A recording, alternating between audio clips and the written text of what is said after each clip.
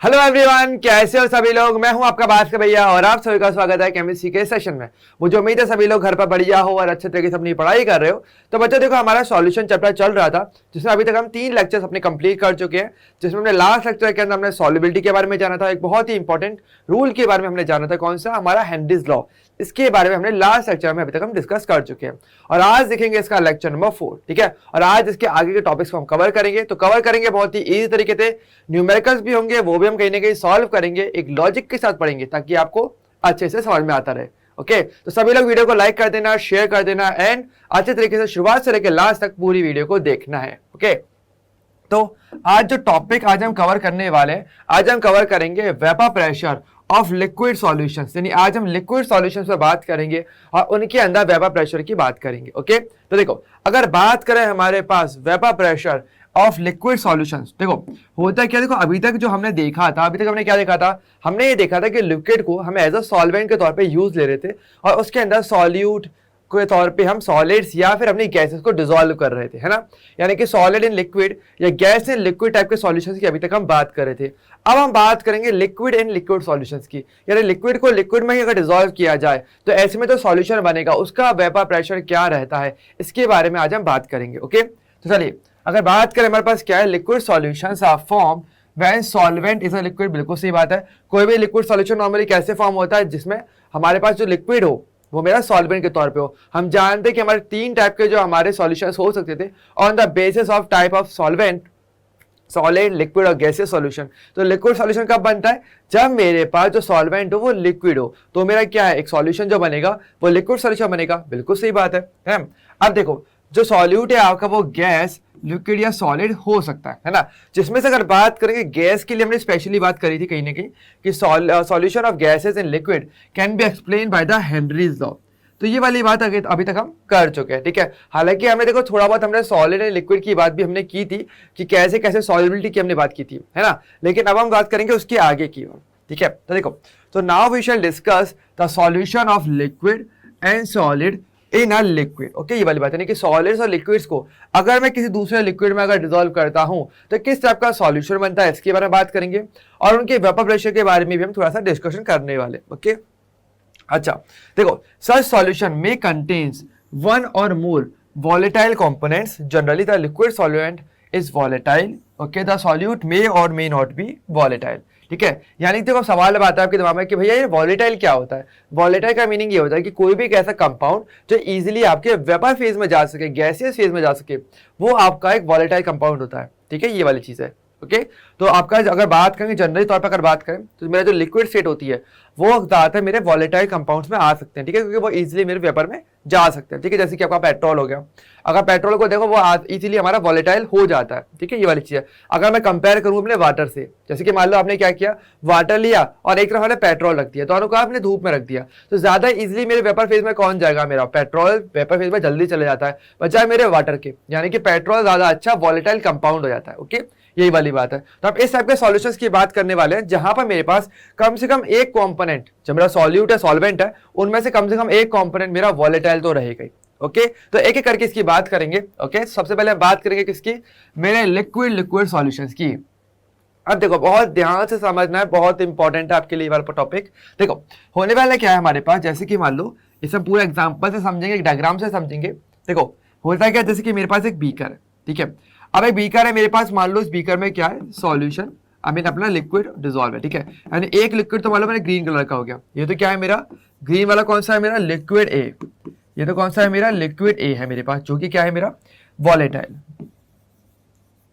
ठीक है, ध्यान रखना जब भी मैं बात करूंगा लिक्विड की, आपको ध्यान रखना कि लिक्विड्स मेरे वॉलेटाइल होते हैं जनरली। ओके, अच्छा मान लो अगर मैं कंपेयर भी करवाता आपसे कि सॉलिड और लिक्विड में ज्यादा इजीली वॉलेटाइल कौन होगा, सिंपल आंसर क्या रहता है, लिक्विड इजीली वॉलेटाइल है। सॉलिड तो पहले लिक्विड में कन्वर्ट होगा, उसके बाद वॉलेटाइल हो सकता है ना। तो वही वाली बात, तो सॉलिड और लिक्विड में ध्यान रखना, लिक्विड्स मेरे वॉलेटाइल रहेंगे लेकिन सॉलिड्स मेरे बहुत कम वॉलेटाइल होते हैं, वो इजिली वेपर में कन्वर्ट नहीं होते। ओके, ये चीज है। अब देखो, तो एक लिक्विड तो मेरा कौन सा गया, लिक्विड ए, और मान लो एक दूसरा लिक्विड है मेरा कहाँ पे, इसी के अंदर, लिक्विड एंड लिक्विड सॉल्यूशन की बात करें ना, तो दो लिक्विड को हम आपस में मिक्स करने वाले हैं। हाँ, इतना रहेगा कि एक कम है एक ज्यादा है, वो ठीक है, वो चलेगा, वो तो अंडरस्टैंडिंग की बात है ना।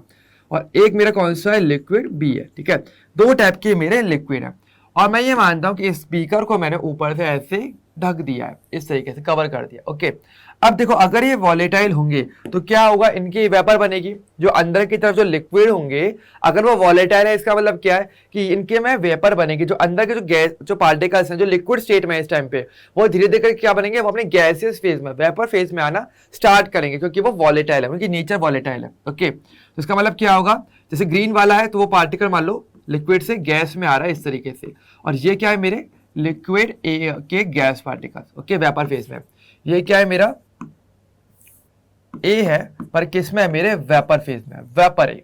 ओके, वेपर ए। ओके, क्लियर सभी का, नहीं वॉलेटाइल है। और इस तरीके से क्या होगा, मेरा लिक्विड बी भी वॉलेटाइल होगा। तो अगर जैसे अगर व्हाइट कलर से मैं लिक्विड बी को अगर शो कर रहा हूं तो व्हाइट में भी ये क्या होगा, इसके पार्टिकल्स भी अगर ये वॉलेटाइल हैं तो इजीली क्या होगा, मेरे लिक्विड फेज से गैसियस फेज में जाना स्टार्ट करेंगे। ओके, तो ये क्या है मेरा बी, पर किस में, आपके वेपर फेज में, वेपर फेज में आपका बी है। ठीक है, तो आप देखो हमारे पास दो यहाँ पे कंडीशन में गई, एक तो क्या है मेरे पास ए और बी दो बेसिकली कंपाउंड्स है, जिसमें से कि मेरे पास ए लिक्विड में भी है, बी भी मेरा लिक्विड में है, लेकिन क्योंकि वो वॉलेटाइल है दोनों की दोनों, तो वो क्या करेंगे, वो कहीं ना कहीं अपने वेपर फेज में भी जाना स्टार्ट करेंगे। तो इस टाइप से क्या है, आपको एक मिक्सचर बन जाएगा। अब बात यहाँ पे ये करते हैं कि देखो अगर गैस बन रही है तो गैस का काम क्या है, गैस है तो मतलब कि वेपर है, वेपर का काम क्या होता है, प्रेशर बनाना। ठीक है, कोई भी गैस हो, गैस हमेशा प्रेशर देती है कहीं ना कहीं, है ना। गैस पार्टिकल्स करते क्या है, वो लगातार एक दूसरे से टकराते रहते हैं, लगातार उनमें क्या होता है, मोशन होता रहता है, तो वो एक दूसरे से टकराते रहेंगे अंदर ही अंदर, और साथ में हमारे जो वॉल है, इस बीकर की जो वॉल है उससे भी टकराएंगे, जिससे क्या बनेगा, मेरा प्रेशर बनता है, और वो आपस में भी टकराएंगे, वॉल से टकराएंगे, और लिक्विड सरफेस जो सरफेस है मेरे पास इससे भी वो टकराने वाले हैं। तो इस तरीके से क्या होगा, तो पर यूनिट एरिया पर जो ये फोर्स लगाते हैं उसी को क्या बोलते हैं, उसी को आप प्रेशर कहते हो। लगा आप जानते हो कि प्रेशर क्या होता है। देखो अगर बात करें प्रेशर की, आप जानते हो प्रेशर क्या होता है, आप ये लिखते हो फॉर्मूला कि प्रेशर इक्वल टू क्या होता है आपका, फोर्स अपॉन एरिया, यही तो आप बोलते हो। अब देखो फोर्स कैसे लग रहा है, फोर्स इसलिए लग रहा होगा क्योंकि हमारे पास जो गैसियस स्टेट्स में जो मेरे मॉलिक्यूल्स हैं, जो मेरे कंपाउंड्स आ चुके हैं वेपर फेज में या गैसियस फेज में, वो लगातार मोशन में है, और मोशन में है इसका मतलब क्या, वो एक दूसरे से टकराएंगे, खुद से टकराएंगे, वॉल की जो हमारे कंटेनर की बॉल है उससे टकराएंगे, और इसके अलावा लिक्विड की सरफेस पर भी वो लगातार टकराएंगे, और जिस वजह से क्या होगा, लिक्विड सरफेस से क्या बनेगा, प्रेशर बनेगा, क्योंकि वो फोर्स लगाने वाले हैं। तो पर यूनिट एरिया जो फोर्स लगेगा वही क्या है मेरा, वही प्रेशर होता है। अब क्योंकि वेपर उस प्रेशर को लगाने वाली है तो उसको क्या बोल दोगे आप, उसका बोल दोगे वेपर प्रेशर। तो ये वाली बात है। अब देखो बात ये करूं मैं आपसे पूछूं कि यार ज्यादा प्रेशर कौन लगाएगा, ए लगाएगा कि बी लगाएगा, ये कैसे डिसाइड किया जाएगा। तो इसके लिए हमारे पास एक रूल आता है जिसको आप बोलते हो क्या, रॉल्स लॉ, जो हमें बताता है कि अगर आपके पास एक से ज्यादा अधिक मतलब more than one type of अगर आपके पास वॉलेटाइल कंपाउंड्स होते हैं और उनमें अगर प्रेशर लगा रहा हो, हर कोई तो नहीं लगाएगा, तो प्रेशर आप कैसे कैलकुलेट करते हो, ये हम बेसिकली राउल्स लॉ से बेसिकली हम पता करते हैं। ओके, तो ये है हमारा आज का मेन लॉ जिसकी हम बात करेंगे, हमारा राउल्स लॉ। ओके, इसकी ये आपके लिए बहुत इंपॉर्टेंट है। ओके, तो देखो राउल्स लॉ क्या बोलता है, एक बार देख लो, आराम से पढ़ लो, एक ही बार में क्लियर हो जाएगा। क्या बोलता है, Raoult's law states that for a solution of volatile liquid, जो अभी हमने देखा था, the partial vapor pressure of each component of a solution is directly proportional to its mole fraction present in the solution. Okay, तो अगर देखो बात करें, यहाँ पर एक वर्ड आया पार्शियल वेपर प्रेशर। अब देखो पार्शियल वर्ड क्या होता है, देखो अगर कभी भी क्या होता है आपके पास एक से ज्यादा कंपाउंड्स आ जाए तो किसी एक का जितना कंट्रीब्यूशन होता है वो पार्शियल वर्ड उसमें आता है। जैसे कि देखो ध्यान दो, अगर बात करूं मेरे पास ए भी है और मेरे पास बी, दोनों ही मेरे वेपर में है। ठीक है, अब ए भी प्रेशर लगाएगा, बी भी अपना प्रेशर लगाएगा, और दोनों का खुद का प्रेशर बनेगा। तो किसी भी एक कंपोनेंट के द्वारा जो खुद का प्रेशर बनता है उसको बोलेंगे उसका पार्शियल प्रेशर, कि उसके हिस्से का प्रेशर क्या है, वो उसका प्रेशर रहेगा। बी के लिए बात करेंगे तो उसका खुद का प्रेशर रहेगा। तो इनके लिए इंडिविजुअली अगर प्रेशर बोलूं तो मैं क्या वर्ड यूज में लूंगा, तो मैं वर्ड यूज में लेता हूं पार्शियल प्रेशर, किसी भी कंपोनेंट का खुद का वेपर प्रेशर। ओके, तो उन्होंने क्या बोला, लॉ ये बोलता है कि लिक्विड सॉल्यूशन, आपका जो सॉल्यूशन बन रहा है उनमें मोल फ्रैक्शन जितनी ज्यादा होगी उसका पार्शियल प्रेशर उतना ही ज्यादा रहेगा। यानी कि अगर मान लो मैं बोलता हूं कि आपका ए जो है उसका पार्शियल प्रेशर मान लो पी ए है, ठीक है, small P A for a का पार्शियल प्रेशर, तो वो किसके डायरेक्टली प्रोपोर्शनल होगा, हमारे लिक्विड जो सॉल्यूशन बना है उसमें उसकी मोल फ्रैक्शन के, यानी कि एक्स ए के। ये वाली बात है। देखो आप ऐसे कह सकते हो, अगर देखो ए आपका लिक्विड में है, बी भी आपका लिक्विड में, तो मान लो इनकी जो मोल फ्रैक्शन है, अगर मैं ए की बात करता हूं तो ए की मोल फ्रैक्शन क्या है, मान लो ए की जो मेरी मोल फ्रैक्शन है, मान लो वो आपके लिक्विड में एक्स ए है, ठीक है, और बी की क्या है, मान लो बी की आपको दी हुई है एक्स बी, ठीक है, ये वाली चीज है। तो हम इनके मोल फ्रैक्शन तो इजी कैलकुलेट कर सकते हैं, ये तो प्रॉब्लम है नहीं, क्योंकि हमें पता है भाई कौन कितना होगा, तो मोल फ्रैक्शन पता करना तो इजी है। तो जिसका जितना मोल फ्रैक्शन लिक्विड में रहेगा उसका पार्शियल प्रेशर भी उतना ही ज्यादा रहेगा। बिल्कुल सही बात है। अब देखो लॉजिकली बात देखा तो बात बिल्कुल सही, क्यों? क्योंकि देखो जो जितना हमारे लिक्विड में रहने वाला है मतलब उसका अमाउंट उतना ज्यादा रहेगा। मोल फ्रैक्शन ज्यादा का मतलब क्या? अमाउंट ज्यादा होना। अमाउंट ज्यादा रहेगा तो वो ज्यादा से ज्यादा वेपर फेज में भी जाएगा, क्योंकि दोनों ही वॉलेटाइल है, दोनों ही क्या करेंगे, वेपर फेज में जाएंगे। तो जिसका जितना ज्यादा अमाउंट लिक्विड में होगा उसका उतना ही ज्यादा अमाउंट ऊपर भी कहीं ना कहीं बनेगा, है ना। और उसके अकॉर्डिंग जिसका अमाउंट ऊपर ज्यादा बन गया, जो ज्यादा वेपर फेज में चला गया, उसका पार्शियल प्रेशर भी उतना ही ज्यादा होना चाहिए। तो ये बात थी जो मेरे राउल्ट ने कहा था कि जो पार्शियल प्रेशर है वो सॉल्यूशन के अंदर जो मोल फ्रैक्शन है उसके डायरेक्टली प्रोपोर्शनल होता है। और वही वाली बात है, प्रोपोर्शनलिटी हटाओगे तो कुछ ना कुछ साइन लगाओगे, कोई कांस्टेंट लगाओगे। तो यहाँ पर कांस्टेंट आता है, क्या आता है मेरे पास कांस्टेंट, तो हमारे पास आता है p a equals to P not a x, ये वाली बात हमारे पास आती है, ठीक है। अब सवाल आता है पी नॉट क्या होता है। अब देखो एक बार ध्यान रखना, पूरी केमिस्ट्री के अंदर कभी भी नॉट आ जाए मतलब वो स्टैंडर्ड कंडीशन को शो करेगा। तो पी नॉट ए क्या, देखो पी ए क्या है मेरा, अगर मैं वर्डिंग थोड़ी क्लियर करूं यहाँ पे तो देखो, अब देखो थोड़ा समझो, पी ए क्या है मेरा, पार्शियल प्रेशर, ठीक है, ये क्या है मेरा पार्शियल प्रेशर है, ओके, ये तो मेरा पार्शियल प्रेशर हो गया, ओके। और एक्स ए के बारे में हम जान ही गए, ये क्या है मेरी मोल फ्रैक्शन, ठीक है, एक्स ए क्या है मेरा, एक्स ए क्या है मेरा मोल फ्रैक्शन, और किसमें, इन सॉल्यूशन, ओके, ध्यान रखना इन सॉल्यूशन है, ओके, बहुत इंपॉर्टेंट वर्डिंग है। एंड अगर बात करूं मेरा पी नॉट ए की, अब ये क्या, ये है मेरा क्या स्टैंडर्ड पार्शियल प्रेशर, ओके, या मेरा कह सकते हो partial pressure of pure substance A, ये क्या है मेरा या इसे मैं बोल सकता हूं प्योर पार्शियल प्रेशर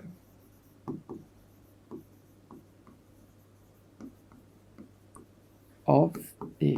अब प्योर पार्शियल प्रेशर का मतलब क्या हुआ, इसका मतलब ये है कि देखो अगर मैं इसको मिक्स नहीं भी करता, देखो मान लो यहाँ पर तो क्या हुआ, मैंने इनको मिक्स कर दिया, सॉल्यूशन बना दिया, लेकिन अगर मैं इसको मिक्स नहीं करूं तब भी ए कहीं ना कहीं अपना इसका जो खुद का प्योर प्रेशर बनेगा ना, ये तो वॉलेटाइल है। अगर मान लो एक बीकर में मैंने केवल ए लिया होता, ठीक है, तो उसका भी कहीं ना कहीं प्रेशर बनता, क्योंकि वो भी क्या होता वेपर फेज में, तो वो भी जाता। तो प्योर कंडीशन के अंदर जहां पर केवल मेरे पास ए हो, ऐसी कंडीशन में अगर जो पार्शियल प्रेशर होता है वो मेरा क्या हो जाएगा, प्योर पार्शियल प्रेशर होगा, जिसका पी नॉट ए से रिप्रेजेंट करो, ठीक है। तो ये बेसिकली मेरे क्या होते हैं, सारे सिंबल्स का एग्जैक्ट मीनिंग होता है। और ये ए के लिए और बी के लिए आप दोनों के लिए लिख सकते हो। तो अगर मैं चाहूं तो बी के लिए भी लिख सकता हूं, क्या, देखो अगर बी के लिए लिखना हो तो क्या लिखूंगा मैं, तो मैं ये बोलता कि p b is directly proportional to क्या होता है मेरा एक्स बी होता, सिमिलर वे में, ओके। और क्या होता है मेरा पी बी होता स्मॉल है equals to P not b into में एक्स बी, ये क्या होता है मेरा इसके लिए, बी के लिए, बी कंपोनेंट के लिए क्या है मेरा राउल्ट्स लॉ। तो यहां पर आप देख सकते हो अगर लिक्विड लिक्विड सॉल्यूशन अगर बनता है तो ऐसी कंडीशन में उनके लिए वेपर प्रेशर आप कैसे जो है पता कर सकते हो। जो कि देखो पॉइंट क्या है यहाँ पे, पॉइंट यही है हमारे पास कि यह वॉलेटाइल, वॉलेटाइल होगा तो ये जाएगा वेपर फेज में, और वेपर फेज में जाएगा तो बनेगा प्रेशर। सिंपल बात है, गैसेस के लिए हमेशा प्रेशर वर्ड यूज में लिया जाता है उनको डिफाइन करने के लिए, ओके। तो ये चीज यहां पर आती है, ठीक है। तो ये हमारा राउल्ट्स लॉ की मेन कहानी इतना ही है राउल्ट्स लॉ में। अब धीरे धीरे करके हम इनकी अलग अलग कंडीशंस और भी देखेंगे, लेकिन मेन लॉ हमारा यही रहता है, ठीक है, ये चीज है, ओके। अब देखो आप चाहो तो उसका ग्राफ भी देख सकते हो। देखो जैसे कि बात करें हमारे पास ग्राफ, देखो किस किस के बीच में बन रहा है हमारा राउल्ट्स लॉ, किस किस में आता है, हमारा मोल फ्रैक्शन और मेरे पार्शियल प्रेशर के बीच में हमारा लॉ चलता है। तो देखो ध्यान दो, हमारे पास एक साइड में क्या है, एक साइड में ध्यान दो, ग्राफ बहुत ही इजी है। देखो एक साइड में तो क्या है मेरा वेपर प्रेशर, ओके, और एक साइड में क्या है मेरी मोल फ्रैक्शन। तो इनके बीच में क्या है, हम अपना ग्राफ बनाने वाले हैं, ठीक है। अब ग्राफ कैसे बनेगा, बहुत ही इजी है। देखो स्टार्टिंग में देखो हमारे पास क्या होगा, देखो अगर बात करें मेरे पास, देखो मोल फ्रैक्शन आप जानते हो कि टोटल मोल फ्रैक्शन जो होती है सभी कंपोनेंट्स की अगर मैं ऐड करूं तो वो हमेशा 1 के इक्वल होती है। ये हम ऑलरेडी जानते हैं, है ना, हमें जानते हैं कि x a plus x B क्या होगा मेरा 1 के इक्वल होगा, है ना, ये तो हम जानते ही है ना, मोल फ्रैक्शन में हम इसे पढ़ चुके हैं, ठीक है। अब देखो जब स्टार्टिंग में देखो क्या बोला जा रहा है यहाँ पे कि देखो x1 इक्वल टू 0 और x1 इक्वल टू 1 और x2 इक्वल टू 0, यानी कि हम ये बोल रहे हैं कि मोल फ्रैक्शन देखो टोटल सम हमेशा 1 होना चाहिए, है ना। तो हम एक तरफ एक कोने पे क्या लेकर चल रहे हैं कि मेरा जो 1 है यानी मेरा जो a है वो अगर a मान लो इसे, तो a क्या है मेरा, एक तो मेरा क्या है 1 प्रॉपर उसकी मोल फ्रैक्शन है, और दूसरे की मोल फ्रैक्शन अगर 0 है तो ऐसी कंडीशन में क्या होगा, उसी का प्रेशर P1 रहेगा यहाँ पर जो टॉप पर रहेगा, ओके। बिल्कुल आप देख सकते हो जैसे कि आप जानते हो कि पी ए इक्वल टू क्या है मेरा पी नॉट एक्स ए। अब मान लो मैं क्या बोल रहा हूँ कि एक्स ए क्या है मेरा 1 है। अगर x ये 1 हो गया तो फॉर्मूले के अकॉर्डिंग क्या हो जाएगा, मेरा x भी 0 होना चाहिए। बिल्कुल सही बात है। तो दूसरा वाला क्या है, कहीं ना कहीं मेरा 0 होना चाहिए। और यहाँ पर अगर मैंने 1 रख दिया तो PA क्या हो जाएगा मेरा, वो पी नॉट ए के बराबर हो जाएगा। लाइक मैं कुछ नहीं कर रहा, ग्राफ जो बन रहा है ना वो केवल इन दो फॉर्मूले के बेसिस पे बनने वाला है। तो कैसे, अगर x1 मेरा यानी a यानी 1 मान लो, ठीक है, तो वो अगर मेरा 1 है तो दूसरा वाला क्या हो जाएगा, 0 हो जाएगा। और ऐसी कंडीशन में जो मेरा प्रेशर रहेगा वो मेरा प्योर प्रेशर रहेगा। ठीक है, बिल्कुल सही बात है, प्योर प्रेशर के इक्वल आ गया, तो वो यहाँ पर टॉप पर आ गया। ठीक है, अगर मैं दूसरी साइड जाता हूं, ठीक है, ग्राफ के दूसरी साइड, तो देखो यहाँ पर क्या, पहला वाला मेरा 0 तो दूसरा वाला मेरा 1 हो जाएगा। और जो 1 हो गया उसके लिए जो प्रेशर होगा वो उसके प्योर प्रेशर के इक्वल रहेगा, तो वो क्या है, पी नॉट पी। ओके, तो देखो क्या होगा, धीरे धीरे करके अगर हम मिक्सिंग हम बढ़ाते जाते हैं, यानी ये तो हमारा 1 से कम होता जा रहा है और x2 जो मेरा है वो 0 से बढ़ता हुआ जा रहा है। इस तरह से अगर हम करें तो जैसे से ऐसा करोगे तो क्या होगा, इसकी वैल्यू तो कम होती चलेगी और जिसके लिए x मोल फ्रैक्शन की वैल्यू बढ़ रही है उसके लिए प्रेशर की वैल्यू बढ़ जाएगी। तो इस तरीके से आपको क्या बनेगा, इसका ग्राफ देखने को मिलेगा और रिजल्टेंट ग्राफ क्या हो जाएगा आपका, पी टोटल। तो टोटल मेरा प्रेशर क्या रहेगा, टोटल प्रेशर जो है मेरा निकल के आएगा, वो क्या आएगा, वो आएगा ये पी टोटल क्या हो जाएगा, P1 प्लस P2, यानी दोनों का पार्शियल प्रेशर का ऐड। ओके, तो टोटल प्रेशर क्या होता है मेरा, P टोटल। तो P टोटल अगर मैं बात करूं कि अगर देखो मेरे पास दोनों ही वोलेटाइल कंपाउंड्स थे, ठीक है, ए बी और बी पी, और मैं बोलता कि आपसे कि यार दोनों का पार्शियल प्रेशर तो हमने निकाल लिया, ठीक है, राउल्ट लॉ से, मैं पूछ रहा हूं कि यार टोटल प्रेशर क्या होगा, तो कुछ नहीं करोगे भाई, दोनों का प्रेशर निकाल लिया तो ऐड कर दोगे, तो क्या मिलेगा आपको, टोटल मिल जाता है। तो P क्या हो जाएगा आपका, partial pressure of A plus partial pressure of P, दोनों के पार्शियल प्रेशर को ऐड कर दो तो ऐसे करके आपको टोटल प्रेशर भी मिल जाता है। तो ये चीज आपके लिए यहाँ आती है।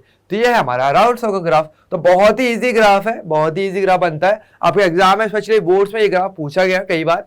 ठीक है, आपका Raoult law and Henry's law जो हमने इससे पहले दिखा था ना, ये दो लॉ आपके लिए काफी ज्यादा इंपॉर्टेंट रहते हैं। ठीक है, जो आपके एग्जाम्स में कई बार पूछे गए हैं 1 नंबर या 2 नंबर क्वेश्चंस के अंदर। इवन इनके न्यूमेरिकल्स आपके कॉम्पिटिटिव एग्जाम्स में भी बहुत आते हैं, इसलिए हमें थोड़ा सा यहाँ पे ध्यान रखना है। ओके, चलिए अब देखो एक छोटा सा लॉ और है जो मैं आपको बताना चाहूंगा, थोड़ा इंपॉर्टेंट, हमारा Dalton's law of partial pressure. अब देखो जो पार्शियल प्रेशर जो वर्ड है इसमें थोड़ी सी बात और करेंगे ताकि पार्शियल प्रेशर वर्ड अच्छे से आपके लिए क्लियर हो जाए। तो देखो ये क्या बोलता है कि देखो अगर मान लो क्या हुआ आपके पास कि बहुत सारी गैसेज हैं और वो आपस में मिक्स हो रही, ठीक है, अब भाई गैसेज हैं तो वो अपना अपना प्रेशर लगाएंगी, तो किसी भी गैस का खुद का जो प्रेशर रहता है वो क्या होता है आपका पार्शियल प्रेशर। ध्यान रखना, पार्शियल प्रेशर जो वर्ड है वो गैस मिक्सचर ऑफ गैसेज में ही यूज में ले आता है। अगर एक से ज्यादा गैस हो जाती है तो हर गैस का अपना अपना प्रेशर बनता है, तो इसको पार्शियल प्रेशर तब आप यूज में लेते हो। ठीक है, और टोटल प्रेशर के लिए क्या करते हो, वो मेरा डाल्टन लॉ बताता है। तो जो अभी हमने बात करी थी, जैसे कि हमने p not a p a plus p B equals to क्या बोला था, पी टोटल। ये जो वर्ड्स जो आए थे ना, ये हमारे डाल्टन ने दिए थे। असल में इन्होंने क्या बोला था, इन्होंने कहा था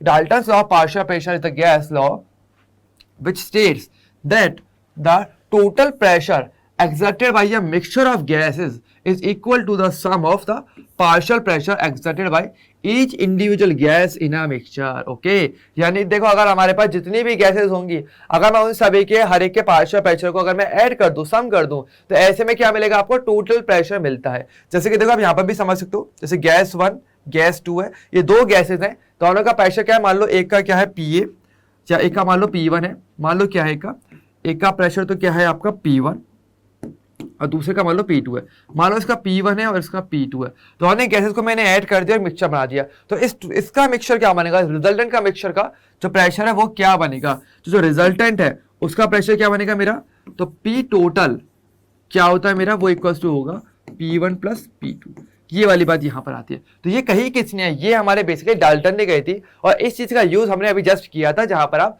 गैसेस मिक्सचर्स की बात कर ही रहे थे अपने वेपर फेज की में। ठीक है, देखो अगर ध्यान दो, जरूरी नहीं कि केवल 2 ही है, उससे ज्यादा भी हो सकता है, कोई लिमिटेशन नहीं है, कितनी भी हो सकती हैं, जितने भी गैसेस उन सबके पार्शियल प्रेशर को ऐड करोगे तो आपको टोटल प्रेशर मिलेगा। ये मेरा डाल्टन लॉ बोलता है। यानी से मैं चाहूं तो ऐसे भी लिखता हूं कि P T यानी कि टोटल इक्वल्स टू क्या हो जाएगा, P1 plus P2 plus P3 plus P4, जितनी भी गैसेज हैं आपकी उन सबको आप ऐड कर सकते हो। ठीक है, और इवन अगर बात करेंगे हमारे एटमॉस्फेयर के अंदर, आप जानते हो बहुत सारी गैसेज का मिक्सचर होता है। ये हम जानते हैं, एयर के अंदर बहुत सारी गैस होती हैं, नाइट्रोजन होती है, ऑक्सीजन होती है, हीलियम होती है, आर्गन, बहुत सारी गैसें हमारे पास है ना, CO2 होती है।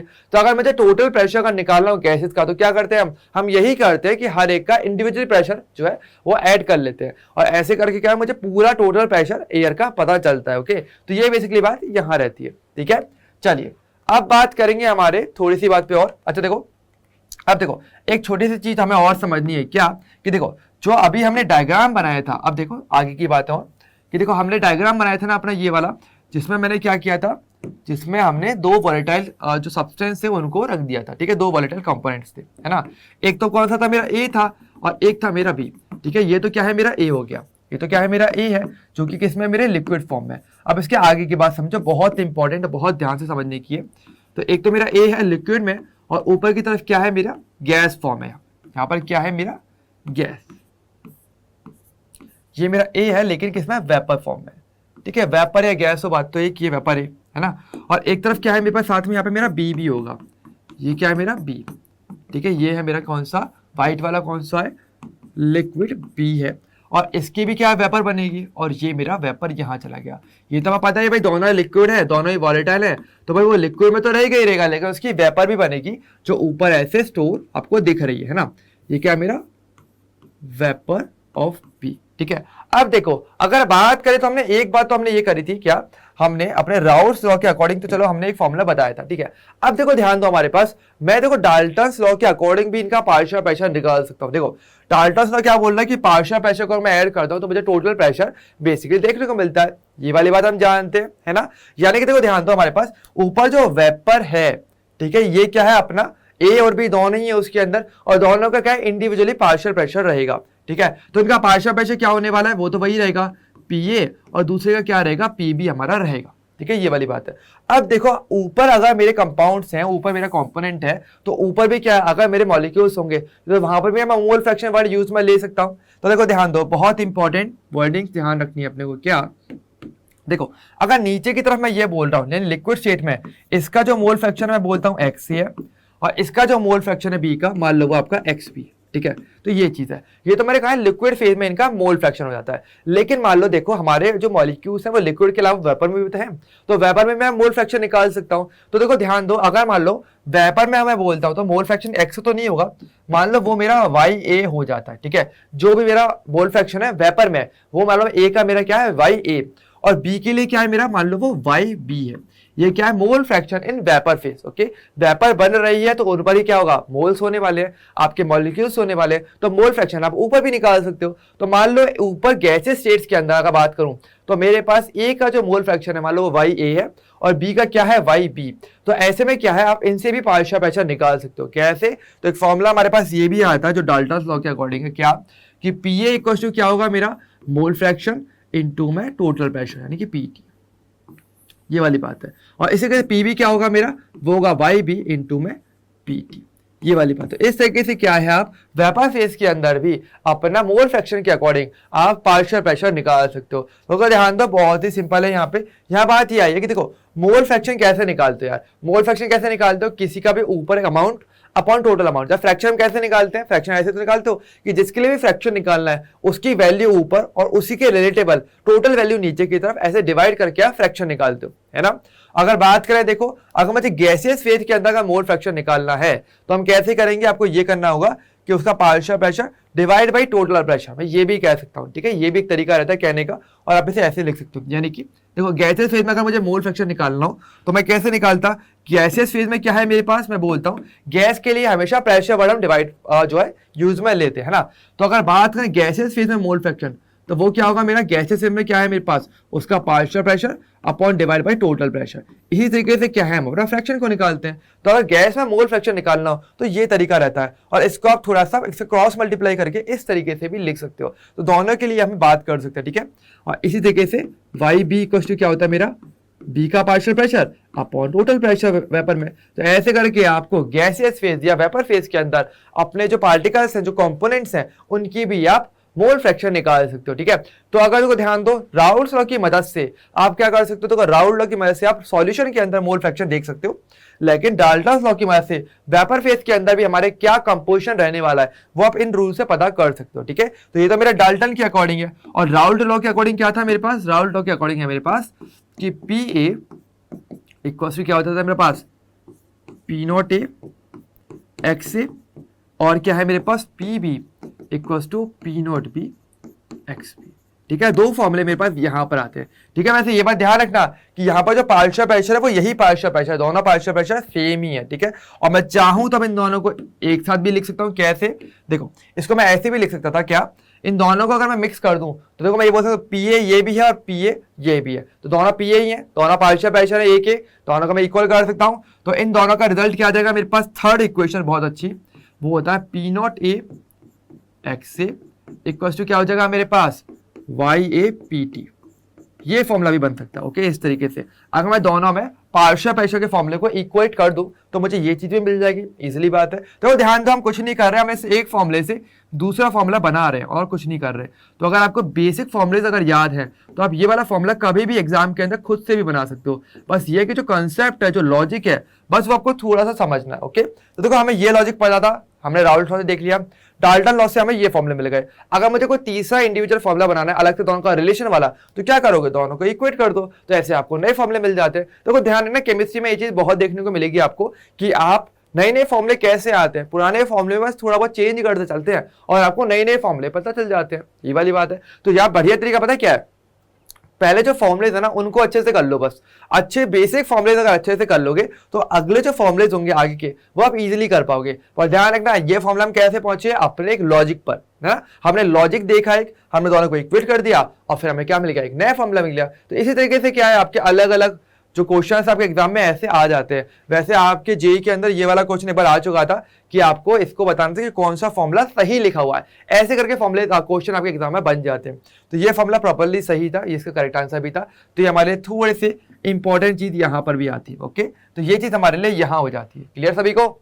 अब बात करेंगे इसके आगे की बातों पे। ओके, अब बात किसकी करेंगे? अब हम बात करेंगे Raoult's law as a special case of Henry's law. देखो, अगर आपने नोटिस किया हो क्या हेनरी लॉ का जो फॉर्मूला था और जो मेरे राउल्ट्स लॉ का फॉर्मूला है वो काफी ज्यादा सिमिलर ही देखने को मिलता है। देखो ध्यान दो, अगर मैं बात करूं दोनों के फॉर्मूले को अगर मैं लिखता हूं तो राउल्ट्स लॉ का फॉर्मूला क्या है वो तो हमें पता ही है। क्या है मेरा? वो है मेरा पार्शियल प्रेशर, या मेरा जो पी है वो क्या है मेरा? वो इक्वल टू है मेरा क्या? पी नॉट इंटू में एक्स। ऐसा मेरा है, जहां पे आप सिंबल लगा सकते हो ए या बी, बात एक ही है। लेकिन जो पार्शियल प्रेशर है वो प्योर पार्शियल प्रेशर इनटू मोल फ्रैक्शन के इक्वेट होता है, ऐसे बोलते हैं। और हेनरी लॉ क्या बोलता है? हेनरी लॉ बोलता है पार्शियल प्रेशर इक्वल्स टू के एच एक्स, है ना। यहाँ पर हेनरी लॉ आता है। अब देखो ध्यान दो, दोनों ही फॉर्मूले बिल्कुल एक जैसे लग रहे हैं दिखने में, या राउल्ट लॉ भी और मेरा हेनरीज लॉ भी, है ना।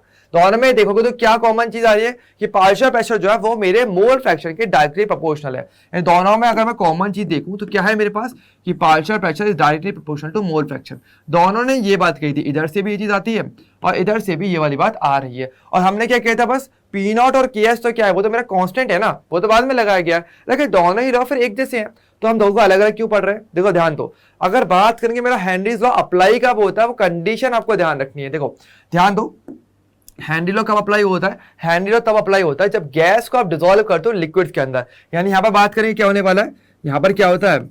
Solution of gas in liquid. Okay, ये बात अपने को ध्यान रखना है। यहां पर क्या होता है कि आप गैस को लिक्विड में डिसॉल्व करने वाले हो, ठीक है, ये वाली चीज। और तब आप क्या करते हो? अपने हेनरीज लॉ को अप्लाई करते हो। लेकिन राउल्ट लॉ कब अप्लाई करते हैं उसकी कंडीशन अलग है। राउल्ट लॉ कब होता है? Solution of liquid in liquid. Okay, liquid in liquid. और जहां पर लिक्विड्स कैसे होने चाहिए? यहां पे जहां पर आपके लिक्विड्स क्या होते हैं? Volatile liquids.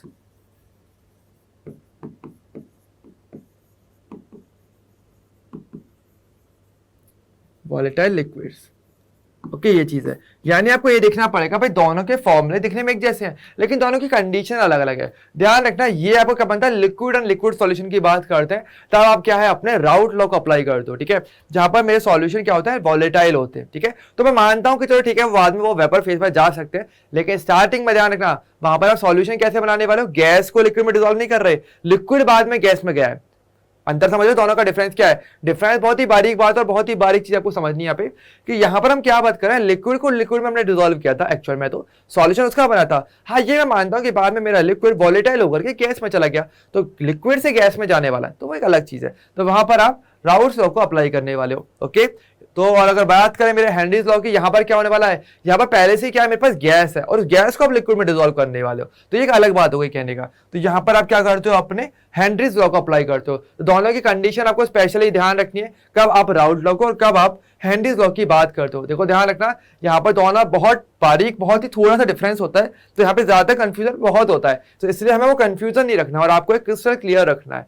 ओके, चलिए अब बात करेंगे हमारे आगे की बात पे। तो लिक्विड इन लिक्विड तो हमने देख लिया, अब बात करेंगे किसकी, हमारा vapour pressure of solution of solid in liquid. अब सॉलिड, अगर देखो लिक्विड को अगर मैं लिक्विड में डिसॉल्व किया तब तो हमने देख लिया, अब अगर मैं सॉलिड को लिक्विड में डिसॉल्व करूं तब वेपर प्रेशर पे क्या इफेक्ट पड़ता है, अब हम इस पे बात करने वाले। ठीक है, सॉल्यूशन क्या होता है वो तो हमने देख लिया, ठीक है, तो लेकिन अब बात किस पे करेंगे, हमारे वेपर प्रेशर पे हमारा थोड़ा सा कंसंट्रेशन है।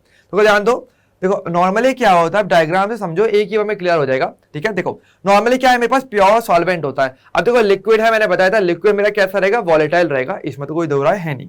देखो सिंपल बात है, लॉजिक वही रहेगा कि अगर मैं बात करूं मेरे लिक्विड की, तो लिक्विड तो क्या है मेरा वॉलेटाइल है, वो तो क्या है इजीली मेरे वेपर में जा सकता है। लेकिन मेरा सॉलिड की अगर मैं बात करूंगा, सॉलिड मेरा कैसा होगा, सॉलिड मेरा होता है नॉन वॉलेटाइल।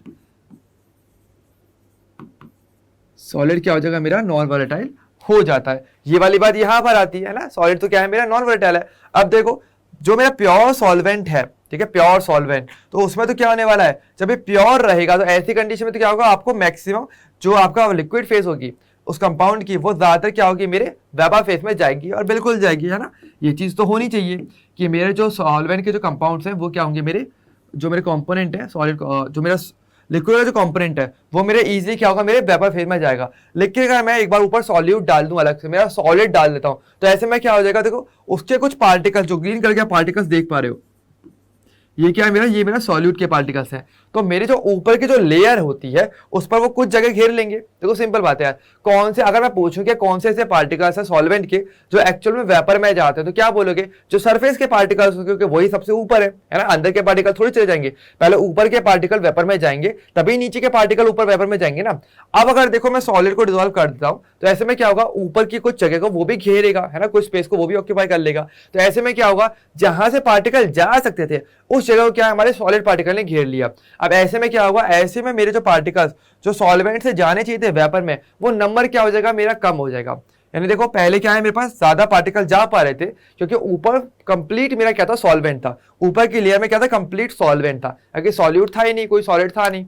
अब देखो सॉलिड डाल दिया तो क्या हो गया, उसने कुछ स्पेस को ऑक्यूपाई कर लिया। अब जहां जहां पर मेरा जो सॉल्यूट है वो स्पेस ऑक्यूपाई कर लेगा, वहां पर क्या होगा मेरे पास, वहां पर मेरा जो सॉल्वेंट है वो मेरे वेपर में नहीं जा पाएगा। और ऐसे में क्या होगा मेरा, देखो ऐसे में क्या होगा, अगर एक कम ऊपर जा पाएगा तो ऐसे में क्या मिलेगा आपको, जो पार्शियल प्रेशर आपका वो बेसिकली कम हो जाता है। यानी अगर बात करें हमारे पास कि अगर आप कभी भी एक नॉन वॉलेटाइल सॉल्यूट को अगर आप डिसॉल्व करते हो अपने एक वॉलेटाइल सॉल्वेंट के अंदर, तो ऐसे में क्या होता है, पार्शियल प्रेशर कम हो जाता है। ये वाली बात यहां पर बेसिकली आती है। ओके, तो देखो ध्यान दो, यहाँ पे क्या आता है हमारे पास, तो अब अगर देखूं मैं यहाँ पे, तो मेरा जो पी टोटल होता है, जो मैंने देखो पी टोटल पहले क्या था मेरा, वो था मेरा p a plus p b के, ठीक है, p a plus p b था।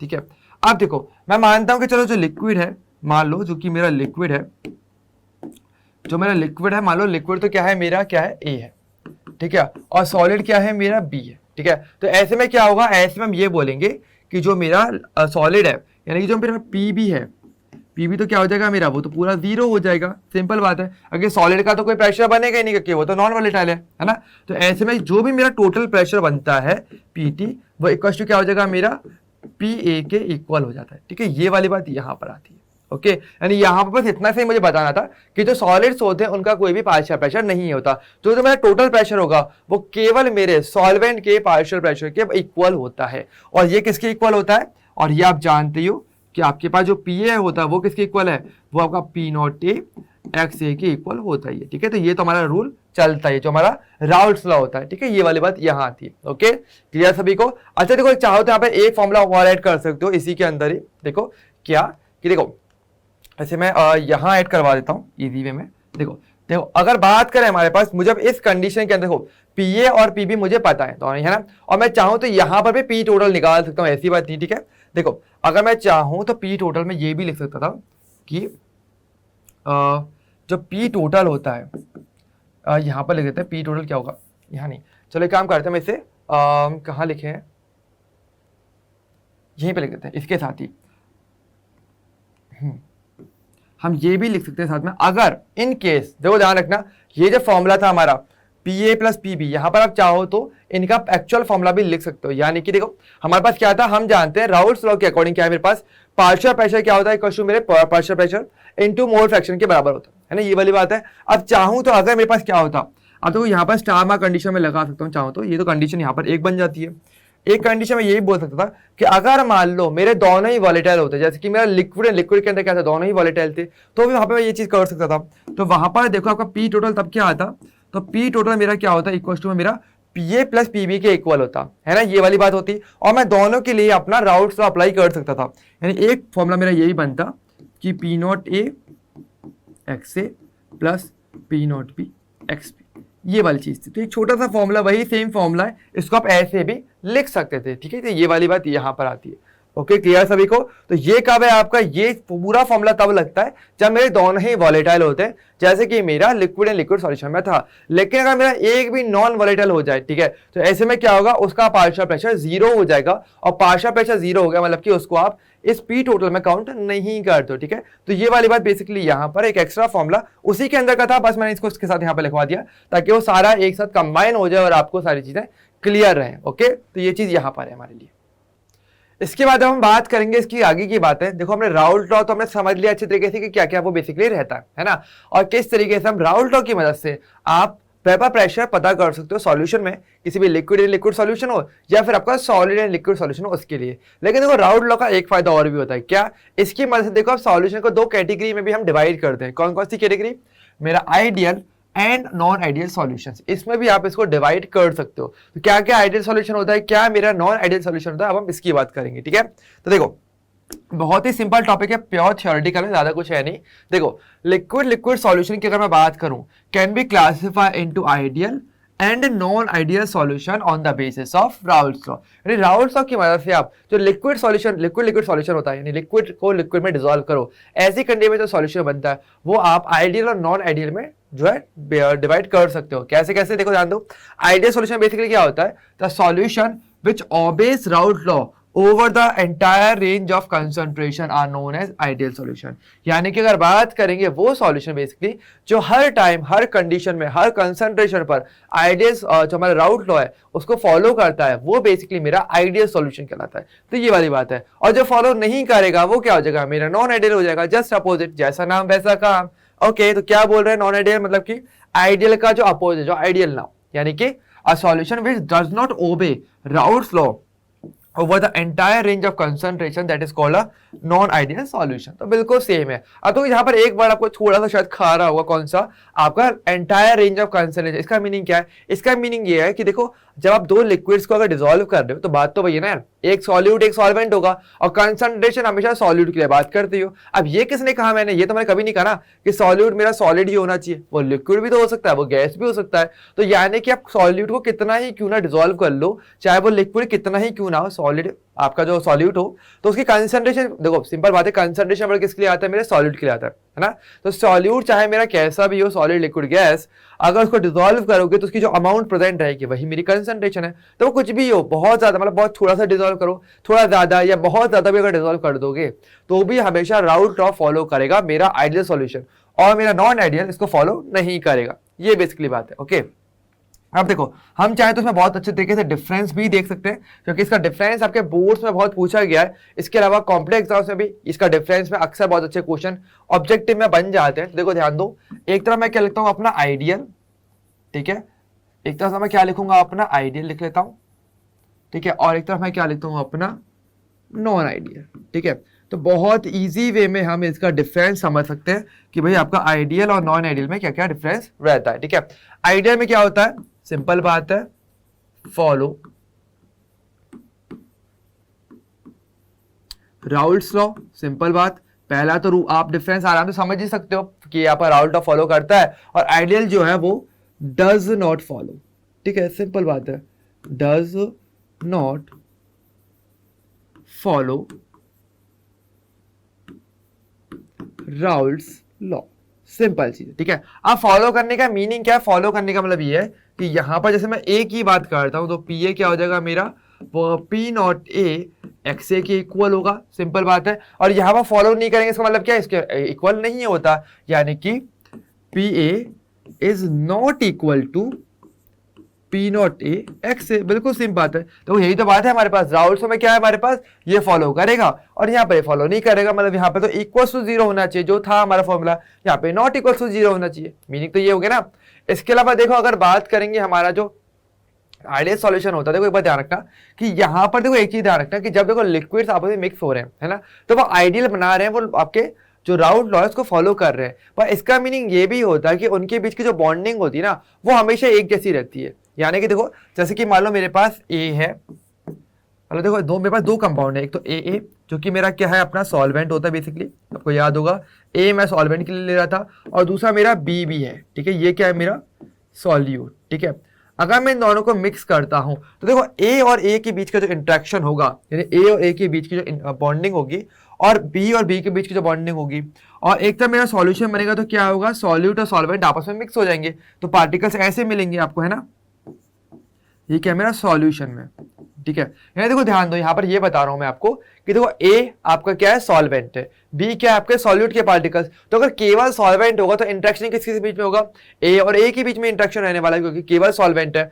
अगर सॉल्यूट में बात करेंगे तो केवल सॉल्यूट रहेगा, यानी बी और बी के बीच में इंट्रैक्शन हो रहा होगा, लेकिन जब सॉल्यूशन बनेगा तो सॉल्यूट और सॉल्वेंट आपस में मिक्स हो जाएंगे, तो इनके पार्टिकल्स के बीच में भी क्या होगा, इंट्रैक्शन देखने को मिलेगा। और ये कहते हैं कि जो आइडियल सॉल्यूशन जो होता है ना उसके अंदर ये सभी इंट्रैक्शन क्या होते हैं, इक्वल होते हैं।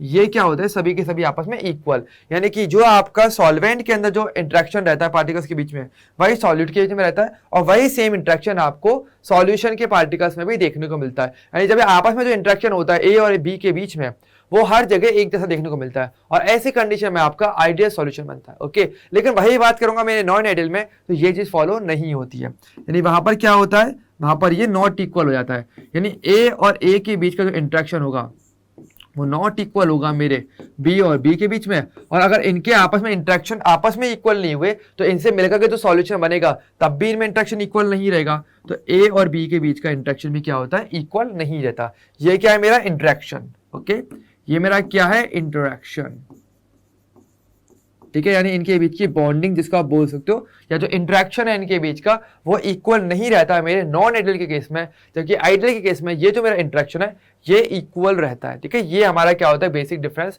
हमारा इनमें देखने को आपको मिलता है, ओके। अच्छा, इसके अलावा अगर बात करें हमारे पास आइडियल और नॉन आइडियल में तो और भी बातें हमारे पास क्या क्या है, चलो देखो एक बार ध्यान से। अगर मैं बात करूं मेरे अगेन आइडियल की और एक मैं बात करता हूं किसके, अपने नॉन आइडियल की, ठीक है। तो देखो ध्यान दो, अगर बात करेंगे जब आइडियल सॉल्यूशन बनता है ना तो वहां पर किसी भी टाइप का एंथैल्पी चेंज नहीं होता, ओके, यानी वहां पर ना तो एनर्जी रिलीज होती है ना ही एनर्जी एब्जॉर्ब होती है, और इसका मतलब क्या है एंथैल्पी चेंज, यानी कि डेल्टा एच क्या है मेरा इक्वल टू 0 होता है, ठीक है। ना तो एनर्जी रिलीज होने वाली है ना ही मेरी एनर्जी क्या होने वाली है, एब्जॉर्ब होने वाली है, तो डेल्टा एच 0 होता है, यानी ना एक्सोथर्मिक ना एंडोथर्मिक। लेकिन बात करेंगे नॉन आइडियल में तो ऐसा नहीं होता, वहां पर कुछ ना कुछ चेंज होता है, तो delta h is not equal to 0, आप ऐसे कहते हो, ठीक है। तो या तो एक्सोथर्मिक रहेगा या एंडोथर्मिक रहेगा, ठीक है, कोई ना कोई प्रोसेस तो बनेगा, हीट तो इन्वॉल्व होने वाली है, लेकिन हमारे पास वो इक्वल 0 नहीं रहने वाला, इसका मतलब ये है, ओके। ये बात, ये हमारा अगला डिफरेंस होता है, ठीक है। इसके बाद बात करेंगे एक डिफरेंस और, यहाँ पर वी मिक्स, इसको मैं मिक्सिंग लिखता हूँ, ठीक है, डेल्टा एच मिक्स, कि मिक्सिंग के बाद कोई भी आपका हीट चेंज नहीं होता, पर यहाँ पर हीट चेंज या एंथैल्पी चेंज होता है, ओके। इसके अलावा वॉल्यूम चेंज की बात करेंगे तो वॉल्यूम चेंज भी क्या है, वो भी आपको क्या रहता है, 0 देखने को मिलता है, ठीक है। लेकिन यहाँ पर क्या होता है, डेल्टा वी मिक्स जो होता है वो नॉट इक्वल टू 0 होता है। यानी कि अगर बात करेंगे यहाँ पर कि अगर आप क्या करते हो, इनको मिक्स करते हो, यानी कि देखो एक तरफ से क्या है, देखो हमारे पास क्या है, एक तरफ क्या है मेरे पास सॉल्यूट, मान लो सॉल्यूट का जो वॉल्यूम है वो वी सॉल है, ठीक है, वी सॉल्यूट, और प्लस मैं क्या कर रहा हूँ अपना वी सॉल्वेंट करता हूँ, ठीक है। तो यानी कि क्या होता है, यहाँ पर जो वॉल्यूम आता है मिक्सिंग के बाद वो इनके बराबर आता है, ठीक है, वहां पर कोई चेंज नहीं आता, यानी अगर आप सीधे सीधे सॉल्यूट और सॉल्वेंट के वॉल्यूम को अगर ऐड करोगे तो वो टोटल वॉल्यूम के बराबर रहेगा, ये चीज देखने को मिलती है, ओके, ये चीज रहती है, ओके। यानी कि वी मिक्सिंग का अगर चेंज बात करेंगे तो कोई चेंज नहीं होता, जो सॉल्यूट और सॉल्वेंट का जो वॉल्यूम होता है उसी को सिंपली ऐड कर दो तो आपको मिक्सिंग का जो वॉल्यूम है वो आपको पता चल जाता है। लेकिन बात करेंगे यहाँ पर, तो यहाँ ऐसा नहीं होता। यहाँ पर क्या होगा, यहाँ पर ये होगा कि जो वॉल्यूम है ना उसमें परिवर्तन आ जाता है, वो चेंज आ जाता है, ठीक है। इसलिए यहाँ पर अगर बात करेंगे तो आप ऐसे बोल सकते हो कि वी सॉल्यूट, यानी मैं सॉल्यूट लिया प्लस एक तरफ मेरा सॉल्वेंट का वॉल्यूम को अगर मैंने ऐड करूँ एक तरफ, ठीक है, एक तरफ तो मैं क्या कर रहा हूँ, दोनों के वॉल्यूम को इंडिविजुअली ऐड कर रहा हूँ, और एक तरफ मेरे को जो मिक्सर मिल गया, जो मिक्सचर मुझे मिला है उसके वॉल्यूम को मैंने देखा, और मैं अगर कंपेयर करूँ तो आप देखोगे कि ये दोनों ही बराबर नहीं होते, ठीक है। यहाँ पर कुछ ना कुछ किसी टाइप का इंटरेक्शन कुछ अलग हो जाता है, जिससे क्या होता है आपका ये वॉल्यूम इक्वल नहीं निकलता। जो मैंने बात की थी ना कि देखो इंटरेक्शन इक्वल नहीं रहता है, वो इसी रीजन से, ये इंटरेक्शन का एक जैसा नहीं रहता, जिस रीजन से क्या होता है कि जो वॉल्यूम है उसमें चेंज देखने को मिलता है। तो स्टार्टिंग का जो वॉल्यूम था सॉल्यूट सॉल्वेंट का वो अलग होता है, और बाद में मिक्सिंग करने के बाद में नेट वॉल्यूम अगर कंपेयर करूं तो वो अलग निकल के आता है। तो ये मेरा क्या है, नॉन आइडियल के अंदर हमें देखने को मिलता है, ओके। हालांकि दोनों में देखो कुछ कॉमन बात भी रहती है। कॉमन बात क्या रहती है कि देखो दोनों के लिए हम बोलते हैं कि जो डेल्टा जी होता है वो क्या होता है आपका, वो आपका नेगेटिव होता है, ठीक है। यहाँ पर क्या होता है, ओवरऑल एंथैल्पी चेंज मेरा नेगेटिव ही होता है, और इसके अलावा डेल्टा एस मेरा पॉजिटिव होता है, यानी एंट्रोपी चेंज क्या है मेरा, वो पॉजिटिव होता है मिक्सिंग में, ठीक है। ये वाली बात, डेल्टा जी नेगेटिव होगा और डेल्टा एस क्या है, वो आपका पॉजिटिव होता है। और यही सेम चीज, एक कॉमन चीज जो आपके लिए वो यहाँ पर यही आती है कि यहाँ पर भी डेल्टा जी जो मिक्सिंग है वो आपका negative, and delta S mixing जो होती है वो आपकी पॉजिटिव होती है। और ये आपका थोड़ा सा कॉम्पिटिटिव एग्जाम के हिसाब से थोड़ा सा इंपॉर्टेंट है, इंपॉर्टेंट स्टेटमेंट है। दो आपको यहाँ पे पूछा जाता है कि भाई what are the conditions for a ideal solution और for a non ideal solution. तो ऐसे क्वेश्चन में आपको देखो इस टाइप के सिंबल वे में वो आपको देगा, वो बोलेगा delta h equal to 0, delta v equal to 0, delta g is negative और डेल्टा एस इज नेगेटिव, और आपसे बोले which of the following is the wrong, आप बोलोगे डेल्टा एस मेरा नेगेटिव नहीं होता, वो पॉजिटिव होता है आइडियल के केस में, ओके। तो ऐसे क्वेश्चंस आपको यहाँ पर थोड़े सा जेईई और नीट में ऐसे क्वेश्चन बन जाते हैं। हालांकि अगर बात करेंगे बोर्ड्स में तो एक कंपैरिजन फिर भी पूछा जाता है, तो जो हमने देख ही लिया, ओके। तो ये वाले हमारे क्या सारा कंपैरिजन, और दोनों में कॉमन क्या है, दोनों में कॉमन यही रहता है कि यहाँ पर डेल्टा जी नेगेटिव, वहां पर भी नेगेटिव, यानी कि गिव्स फ्री एनर्जी में जो चेंज होता है वो नेगेटिव होता है, और एंट्रोपी चेंज जो है वो हमेशा पॉजिटिव रहता है। ये वाली बात है जब दोनों ही सॉल्यूशन बनते हैं, दोनों में कॉमन चीज और दोनों में डिफरेंस, ओके। अब देखो, अब एक बात और हमारे लिए आती है कि मेरा जो नॉन आइडियल सॉल्यूशन होता है ना, अब वो मेरा दो टाइप का होता है, ठीक है। अब थोड़ा इंपॉर्टेंट और देखते हैं आगे की बात है कि आइडियल तो चलो ठीक है। अच्छा, अब एक बात और, इसके एग्जांपल्स और आप चाहो तो लिख सकते हो, ठीक है। एग्जांपल्स थोड़े इंपॉर्टेंट है, एग्जांपल हम लिख देते हैं। एग्जांपल मैं यहीं पर लिख देता हूँ, आइडियल के पास आइडियल के, और नॉन आइडियल के पास और नॉन आइडियल की। देखो आइडियल का ध्यान रखना, आइडियल के जो एग्जांपल होंगे ना, वो जो कंपाउंड्स होते हैं वो कहीं ना कहीं एक जैसी प्रॉपर्टी वाले होते हैं। जैसे कि मान लो मैंने आपको दे दिया हेक्सेन एंड हेप्टेन, ये के एग्जाम्पल आते हैं। आप देख सकते हो दोनों ही मेरे कार्बन चेन वाले होते हैं, एक में 6 कार्बन होते हैं, एक में 7 कार्बन होते हैं, लेकिन देखो दोनों कहीं ना कहीं ऑलमोस्ट एक जैसे दिखने वाली चीजें हैं। उनकी जो प्रॉपर्टीज है, केमिकल प्रॉपर्टीज, वो कहीं ना कहीं एक जैसी होंगी। ऐसे अगर कंपाउंड्स आपस में मिलते हैं जिनकी केमिकल प्रॉपर्टीज ऑलमोस्ट सिमिलर होती है, वो बेसिकली मेरे आइडियल सॉल्यूशन में आते हैं, ओके। जैसे कि एक एग्जाम्पल और भी मैं दे सकता हूँ आपको, कौन सा, मैं आपको एक एग्जाम्पल और देता हूँ, जैसे कि बेंजीन हो गया and toluene, benzene and toluene भी इसमें आ सकता है। सिंपल बात है, बेंजीन मेरा क्या एरोमेटिक कंपाउंड है, टॉलुइन क्या होता है, बेंजीन के ऊपर एक CH3 लगा दो तो मेरा टॉलुइन बन जाता है। अब इन दोनों की प्रॉपर्टीज काफी हद तक एक जैसी होती है, इनका मॉलिक्यूलर मास ऑलमोस्ट इक्वल होता है, ज्यादा डिफरेंस नहीं होता, तो केमिकल प्रॉपर्टीज, फिजिकल प्रॉपर्टीज काफी हद तक एक जैसी हैं। ऐसे कंपाउंड्स अगर मिलेंगे तो वो आपका वो आइडियल सॉल्यूशन बेसिकली बनाते हैं, ओके। अगर बात करेंगे नॉन आइडियल, तो यहाँ पर ऐसे कंपाउंड्स आपस में मिलते हैं जिनकी प्रॉपर्टीज एकदम अलग अलग होती है, यानी एक जमीन और एक पानी, ओके। जमीन और आसमान का अंतर देखने को मिल जाता है आपको। तो अगर बात करेंगे, जैसे कि मैं बात कर सकता हूं जैसे कि एसीटोन एंड क्लोरोफॉर्म, ये बेसिकली हमारा इसका एग्जांपल हो जाता है। अब एसीटोन एक अलग कंपाउंड है, क्लोरोफॉर्म एकदम अलग कंपाउंड हो गया, है ना। आप जानते हो क्लोरोफॉर्म क्या होता है, जो बेसिकली बेहोशी के काम आता है ना आज के टाइम पे, पर हालांकि इसका यूज अब कम कर दिया गया क्योंकि इसके साइड इफेक्ट भी होते हैं, ओके। इसके अलावा एसीटोन जो होता है वो हमारा एक अलग कंपाउंड होता है, प्योर ऑर्गेनिक है। एक तरफ मेरा काफी हद तक CH3Cl3 ऑर्गेनिक इनऑर्गेनिक मिक्स है थोड़ा बहुत। तो अगर बात करेंगे दोनों की प्रॉपर्टीज बहुत अलग अलग होती हैं, और ऐसी कंडीशन में अगर ये मिक्स होंगे तो यहाँ पे कहीं ना कहीं चेंज तो आएगा, बहुत सारा चेंज आएगा इनको मिक्स किया जाए तो हमारा जो सॉल्यूशन बनेगा वो मेरा नॉन आइडियल बनता है, ओके। ये चीज है, ओके। अच्छा, अब हम जो बात कर रहे थे हमारा कि जो मेरा जो नॉन आइडियल सॉल्यूशन होता है, अब देखो वो भी हमारे दो टाइप का होता है। अब इधर आ जाते हैं थोड़ा सा, नॉन आइडियल सॉल्यूशन जो मेरा होता है वो बेसिकली मेरा दो टाइप का बेसिकली रहता है, ठीक है।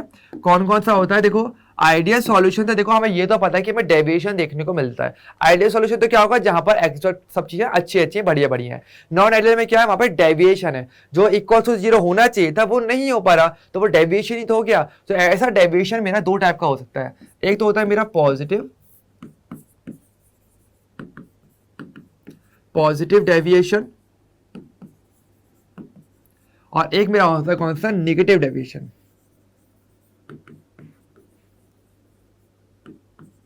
ठीक है, दो टाइप का बेसिकली आपको डेविएशन देखने को मिलता है अपने आइडियल सॉल्यूशन से, पॉजिटिव वे में और नेगेटिव वे में। यानी कि देखो अगर बात करें जैसे कि एक ही बार में देखो बहुत इजीली आप क्लियर कर जाओगे। देखो हमारे पास क्या था, हम नॉन आइडियल में हमने क्या बोला था, मैंने बोला था जो राहुल लॉ को फॉलो नहीं करता है ना, तो देखो हमने क्या बोला था, P is not equal to P not x, ये वाली बात थी। अगर मैं A लेकर चलता हूं तो A ले लो, ठीक है। ये वाली बात थी मेरे किसमें, नॉन आइडियल के लिए, है ना। अब नॉट इक्वल्स टू है तो मतलब क्या तो ग्रेटर होगा या फिर लेस देन होगा। नॉट इक्वल्स टू का मतलब क्या होता है, जो इक्वल ना हो। अब अगर कोई चीज बराबर नहीं होगी तो या तो वो किसी चीज से बड़ी होगी या फिर छोटी होगी, सिंपल बात है। जैसे मान लो अगर आप और आपका कोई दोस्त है और वो आपसे बोल रहा है कि भाई तेरी जो हाइट है ना वो मेरे दोस्त के बराबर नहीं है ना, वो ऐसा बोल रहा है, तो वो क्या बोलोगे आप, यही तो बोलोगे ना, या तो मेरे से छोटा होगा हाइट में या मेरे से वो हाइट में बड़ा होगा। इसका मतलब यही तो ना बराबर का मतलब, बराबर ना होने का मतलब। तो यही बात यहां पर आई। तो पॉजिटिव और नेगेटिव का मतलब यही निकल के आता है। कैसे, देखो अगर मैं बात करूं पॉजिटिव में क्या होता है, चीजें पॉजिटिव होती हैं, और पॉजिटिव में कौन सा साइन लगता है मेरा, ग्रेटर देन का साइन लगाते हो आप हमेशा। यानी यहां पर क्या होता है, p A is greater than हो जाता है मेरा पी नॉट ए एक्स ए के, यानी यहाँ पे ग्रेटर देन, पॉजिटिव मतलब कि जो बड़ा हुआ हो, तो मेरा जो पार्शियल प्रेशर वो ज्यादा हो जाता है मेरे आइडियल कंडीशन से, ओके। और नेगेटिव में क्या होता है, आपका कम हो जाता है, और कम होने पे क्या लगाते हो आप, लेस देन का साइन लगाते हो ना, तो पी नॉट ए और एक्स ए, तो यहाँ पर ये चीज आती है, ओके। तो अब क्लियर समझ में आया कि भाई बराबर ना होने का मतलब क्या है, इक्वल ना होने का मीनिंग क्या है, या तो वो बड़ा होगा या फिर वो छोटा होगा। अगर वो चीज बड़ी हो जाती है तो आप बोलोगे कि वो पॉजिटिव डेविएशन है, और कोई चीज अगर छोटी होने वाली है तो आप कहोगे कि वो नेगेटिव डेविएशन आपका आता है, ओके। तो ये चीज हमारा आता है नॉन आइडियल के दो टाइप्स में। तो नॉट इक्वल को आप ऐसे डिफाइन करते हो, जो बराबर नहीं है या तो वो बड़ा होता है या वो छोटा। अगर वो बड़ा है यानी पॉजिटिव यानी कि ये वाला, और अगर छोटा है तो वो नेगेटिव यानी कि ये वाला सिंबल। तो सिंबल्स का थोड़ा सा ध्यान रखना, सारा खेल सिंबल्स का ही यहाँ पे, ओके। चलिए अच्छा, तो वैसे ऐसे भी रख सकते थे कि देखो इसको कैसे बोलूंगा, इसको मैं ये बोलूंगा कि जो मेरा पार्शियल प्रेशर होता है वो आइडियल से थोड़ा ज्यादा देखने को मिलता है। देखो आइडियल तो मुझे पता क्या होता है, आइडियल में क्या होता है, जो एक्चुअल पार्शियल प्रेशर है वो पी नॉट ए एक्स ए के बराबर होना चाहिए, इक्वल होना चाहिए। अब पॉजिटिव डेविएशन का मतलब क्या है, उससे ज्यादा हो जाता है, यानी कि जो पार्शियल प्रेशर जो हम बोलते हैं ना वो नॉर्मल से ज्यादा निकल जाता है, ओके। और यहाँ पर क्या होता है, पार्शियल प्रेशर नॉर्मल से कम हो जाता है, ओके। अब ये कैसे होता है ये भी हम समझ लेते हैं। देखो ध्यान दो, देखो क्या है मेरे पास यहाँ पे, देखो हम जानते हैं कि यहाँ पे इंट्रैक्शन हो रहा था, सभी को इंट्रैक्शन वाला बड़ा याद है ना। यहाँ पर क्या था मेरे पास कि ए था, है ना, और क्या था मेरे पास बी और बी था पहले स्टार्टिंग में, है ना, मेरे सॉल्यूट और सॉल्वेंट, तो इनके बीच में इंट्रैक्शन था, ठीक है। और एक तरफ जब ये आपस में मिले तो मेरा क्या बन गया, ए बी मेरा क्या बन गया, सॉल्यूशन, ठीक है। तो होता क्या है, हम ये बोल रहे हैं कि देखो इंट्रैक्शन मतलब क्या है, इंट्रैक्शन का मीनिंग यही था कि ये पार्टिकल कितने पास पास आ रहे हैं, ठीक है। इंट्रैक्शन ज्यादा होगा मतलब चीजें ज्यादा क्लोज आती हैं, वही तो है। तो आपके अगर इंट्रैक्शन में ज्यादा रहने वाला है पार्टिकल्स के बीच में तो ये ज्यादा क्लोज आते हैं, है ना। तो ऐसे में क्या होने वाला है, अगर ज्यादा क्लोज आ जाएंगे मतलब इनके बीच का अट्रैक्शन फोर्स अगर ज्यादा रहेगा तो ऐसे में वो वेपर में जाएगा नहीं, और कोई चीज अगर वेपर में नहीं जाएगी तो उसका पार्शियल प्रेशर कम हो जाता है, और कोई चीज अगर वेपर में ज्यादा जा रही है तो उसका पार्शियल प्रेशर बढ़ भी जाता है ना। देखो लॉजिक है, प्योर लॉजिक है यहाँ पे, देखो ध्यान दो लॉजिक क्या बोल रहा है। लॉजिक बहुत ही सिंपल है, देखो एक डायग्राम देखते हैं, एक ही बार में क्लियर हो जाएगा। जैसे कि देखो क्या आपके पास यहाँ पर क्या आपका सॉल्यूशन है और ऊपर क्या आपके गैस पार्टिकल्स बनेंगे क्योंकि ये वॉलेटाइल है, ठीक है। अब होने वाला क्या है, अगर जो पार्टिकल जो अंदर की तरफ है, ठीक है, जो लिक्विड फेज में है, ठीक है, लिक्विड में कौन है, मान लो आपका ए है, ठीक है, ए और ए जो कि क्या है आपका लिक्विड फेज में, अगर इनके बीच का अट्रैक्शन ज्यादा रहेगा तो आप बताओ क्या ये आसानी से वेपर फेज में जाना चाहेंगे, बिल्कुल नहीं जाना चाहेंगे। और अगर इनके बीच का अट्रैक्शन फोर्स अगर कम रहेगा तो ये इजीली एक दूसरे से अलग अलग होंगे और फटाफट क्या जाएंगे, अपनी वेपर फेज में जाना चाहेंगे। तो वही वाली बात है। तो यहां पर देखो क्या बात आती है, अब देखो इसी बात को यहां पे कनेक्ट कर लेते हैं हम। अब देखो सिंपल बात है, अगर पार्शियल प्रेशर मेरा ए का ज्यादा है, इसका मीनिंग क्या है, इसका मीनिंग ये है कि वहां पर जो पार्टिकल्स हैं वो वेपर फेज में ज्यादा जाना चाह रहे हैं। इसका मतलब कि वहां पर उनके बीच में पार्टिकल्स के बीच में इंटरेक्शन क्या कम है। तो यानी कि देखें तो इंटरेक्शन ज्यादा कहां पर है मेरा, अगर ज्यादा देखो कहां पर है मेरे पास, तो ए बी के अंदर अगर देखेंगे तो मेरा इंट्रैक्शन क्या होता है, वो कम हो जाता है। इस वजह से क्या होता है, ज्यादा पार्टिकल मेरे वेपर फेज में जाने की ज्यादा प्रोबेबिलिटी रखते हैं। तो इंट्रैक्शन आपका ए में तो ज्यादा है, ठीक है, ए में बोलो या बी में अगर देखें तो ए एंड बी में तो इंट्रैक्शन क्या है मेरा ज्यादा, लेकिन मेरे ए बी में उतना नहीं है। तो उतना अगर आपने मिक्सिंग में नहीं रहेगा तो वो क्या करेंगे, वो ज्यादा से ज्यादा क्या है, ऊपर जाना चाहेंगे। ये वाली बात है। अगर हमें क्या बन रहा है, फाइनली मेरा सॉल्यूशन बन रहा है। अगर सॉल्यूशन के अंदर जो पार्टिकल्स हैं अगर उनमें अगर देखें तो वहां पर इंट्रैक्शन का अच्छा नहीं होगा, तो पार्टिकल ज्यादा से ज्यादा वेपर में जाना चाहिए, और वेपर में जाएंगे इसका मतलब क्या है, वहां पर पार्शियल प्रेशर आपका बढ़ जाता है। ओके, और नेगेटिव में क्या होता है, जस्ट इसका अपोजिट, यानी यहां पर क्या होगा, यहां पर ये होता है कि आपका ए एंड बी की अगर बात करूंगा, यानी सॉल्यूट या सॉल्वेंट की फेज की अगर बात की जाए तो उनमें इंट्रैक्शन क्या है, थोड़ा कम देखने को मिलता है। ठीक है, वहां पर इंट्रैक्शन कम है, और मेरा ए बी के केस में इंट्रैक्शन ज्यादा हो जाता है। यानी जब ये दोनों आपस में मिल जाते हैं तो इनका इंट्रैक्शन बढ़ जाता है, और इंट्रैक्शन बढ़ने से क्या होगा, अब वो ज्यादा से ज्यादा लिक्विड फेज में रहना चाहेंगे बजाय मेरे वेपर फेज के, और ऐसे में वेपर के अंदर पार्शियल प्रेशर उनका कम हो जाता है। ओके, ये चीज है। तो ये है इसका सही स्टेटमेंट। तो ये है कि इनका इंट्रैक्शन का ऑर्डर, जहां इंट्रैक्शन ज्यादा रहेगा वहां पर तो क्या मिलेगा आपको, आपका नेगेटिव डेविएशन, और जहां इंट्रैक्शन कम हो गया मतलब वहां पर पार्टिकल ज्यादा से ज्यादा लिक्विड के बजाय वेपर फेज में जाएंगे, उसको बोलोगे आप पॉजिटिव डेविएशन। ठीक है, तो ये है इसका बिहाइंड ऑल द लॉजिक। इसका थोड़ा अच्छा लॉजिक है, काफी थिंकिंग वाला बढ़िया लॉजिक है इसमें। आई होप सभी को ये वाला पार्ट क्लियर हुआ होगा। ओके, किसी को डाउट होना तो यार कमेंट सेक्शन में बता दे करो, वैसे कोई प्रॉब्लम की बात तो है नहीं। ओके, आपके पास का भी आपको क्लियर करते ही हैं, और कोई डाउट आए तो आप इंस्टा पे तो कभी पूछ ही सकते हो, है ना। तो ये बात थोड़ा ध्यान रखी करो। ठीक है, चलिए, तो ये हमारे थोड़ा सा इंट्रैक्शन की बात हमें हो जाती है। अब देखो यहाँ पर चाहो तो मैं कुछ और बातें यहीं की यहीं और भी ऐड कर सकता हूँ। देखो क्या क्या हम जानते हैं, देखो इसके अलावा अगर बात करेंगे हमारे पास वॉल्यूम मिक्सिंग का और डेल्टा एच का, तो ध्यान दो पॉजिटिव डेविएशन में सब कुछ पॉजिटिव चलता जाता है चीजें, और नेगेटिव में क्या होता है, चीजें नेगेटिव चलती हैं। यानी देखो अगर बात करूं मैं यहाँ पर, तो डेल्टा एच क्या होगा मेरा, वो मेरा पॉजिटिव होगा, या डेल्टा वी क्या होगा, वो भी मेरा पॉजिटिव देखने को मिलेगा। ठीक है, डेल्टा एच मिक्सिंग और डेल्टा वी मिक्सिंग क्या यहाँ पे पॉजिटिव होती है, और नेगेटिव में क्या होगा, वो नेगेटिव हो जाएगी। सिंपल चीज है, जैसा नाम वैसा काम। ओके, डेल्टा एच क्या यहाँ पे नेगेटिव, और डेल्टा वी मिक्सिंग क्या है मेरी, वो भी यहाँ पे नेगेटिव रहती है। ठीक है, और देखो तो बात बिल्कुल सही भी है, क्योंकि देखो अगर पार्टिकल्स के बीच में बाद में अट्रैक्शन फोर्स अगर बढ़ जाएगा तो ऐसे में वॉल्यूम में तो कमी आनी चाहिए ना, और वॉल्यूम कम हो जाएगा तो वही नेगेटिव हो जाएगा। सिंपल बात है। और ऐसे केस में देखोगे तो आपका एक्सोथर्मिक रिएक्शन आपको देखने को मिलती है, क्योंकि डेल्टा एच मेरा नेगेटिव है। क्लियर सभी को? तो वर्डिंग समझना, delta H negative delta H positive, यानी कि एंडोथर्मिक रिएक्शन। और सिंपल बात है, वॉल्यूम बढ़ना भी चाहिए, क्योंकि देखो पहले जो है अट्रैक्शन फोर्स वो ज्यादा था, ठीक है, स्टार्टिंग में सॉल्यूट सॉल्वेंट में, लेकिन जैसे ही वो आपस में मिल गए वो अट्रैक्शन फोर्स कम हो गया। अब पार्टिकल्स के बीच में अगर अट्रैक्शन फोर्स कम होगा तो वो दूर दूर जाएंगे, और दूर दूर जाएंगे तो वॉल्यूम मेरा बढ़ जाता है। तो ये है मेरे पॉजिटिव एंड नेगेटिव डेविएशन की बात है। ओके, चलिए, इसके अलावा चाहो तो आप इसका ग्राफ भी देख सकते हो, बहुत इजीली ग्राफ है जो आपके एग्जाम्स में कभी कभार पूछ लेते हैं, बोर्ड्स में स्पेशली। तो ग्राफ क्या बोलते हैं, ग्राफ बहुत ही सिंपल है। देखो आइडियल का तो आप सभी को याद ही है कि जो रेड वाली जो मैं लाइन खींच रहा हूँ, ये जो ग्रीन है जिसमें मैंने अभी रेड बना दिया, ठीक है, तो ये क्या है मेरे, ये तो आइडियल ग्राफ था। अब पॉजिटिव में क्या था, मेरा प्रेशर पहले से ज्यादा होता है। तो देखो आपका ग्राफ देखो आप ऊपर की तरफ से बन रहा है ऐसे, है ना, ये जो ग्राफ बन रहा है ऊपर वाला, यहाँ पर क्या हुआ, प्रेशर पहले से ज्यादा हो चुका है, तो ये क्या है आपका पॉजिटिव डेविएशन का ग्राफ। ओके, अगर नेगेटिव में क्या होगा, प्रेशर पहले से कम हो जाना चाहिए। तो कर्व देखो नीचे की तरफ से जा रहा है, पहले आइडियल ये था ऊपर वाला, ये तो क्या है मेरा आइडियल का, ठीक है, ये तो आइडियल, और ये क्या है मेरा नॉन आइडियल, नॉन आइडियल, और नॉन आइडियल कौन सा मेरा, नेगेटिव वाला। ओके, क्योंकि अब देखो वॉल्यूम अब मेरा बढ़ चुका है और प्रेशर मेरा कम हो चुका है। ठीक है, ये वाली बात है, वॉल्यूम भी मेरा कम हो गया, प्रेशर मेरा कम हो गया, ये इसका आंसर हो जाएगा। ओके, तो इस तरीके से आप पॉजिटिव और नेगेटिव डेविएशन इजीली देख सकते हो। ओके, चलिए अब देखो इसके बाद बात करेंगे हम छोटी सी हमारी आगे की बातों पे, एजोट्रॉप्स क्या होते हैं। अब थोड़ा सा हम इनके बारे में जानते हैं। तो ये तो क्या था मेरा अभी तक का जो मेरा अलग अलग टाइप के जो आइडियल एंड नॉन आइडियल थे, जिसमें भी हमने उनका डिफरेंस भी देखा, एंड साथ के साथ हमने ये भी देखा कि नॉन आइडियल भी मेरे दो टाइप के, नेगेटिव और पॉजिटिव, और जैसा नाम वैसा वाला काम भी देखने को आपको मिला था। आपका प्रेशर कम हो जाएगा, डेल्टा एच कम हो जाएगा, वॉल्यूम चेंज कम हो जाएगा, वो नेगेटिव है, प्रेशर बढ़ जाएगा, डेल्टा एच बढ़ जाएगा, डेल्टा वी बढ़ जाएगा, वो क्या है आपका, वो आपका पॉजिटिव डेविएशन हो जाता है। तो बस ऐसे याद कर लोगे ना, इजी याद भी रहेगा, चिंता मत करना, आपके पास का भी आपको याद करना भी सिखाएंगे। ठीक है, जैसे मैंने खुद याद किया था वैसे ही मैं आपको भी याद करवा सकता हूँ। ठीक है, अब देखो अब बात करते हैं मेरे एजोट्रॉप्स का। अब जो एजोट्रॉप्स क्या होते हैं, देखो बहुत ही सिंपल डेफिनेशन है, डेफिनेशन एक बार में पढ़ लोगे ना आराम से क्लियर हो जाएगी। देखो डेफिनेशन क्या है, azeotropes are binary mixtures having the same composition in liquid and vapor phase and boils at a constant temperature. यानी देखो हम बात करें, हमारे पास अभी तक देखो हम क्या पढ़ रहे थे, हम यही तो देख रहे थे कि लिक्विड एंड लिक्विड सॉल्यूशन है और दोनों ही क्या है, मेरे लिक्विड वॉलेटाइल है ना।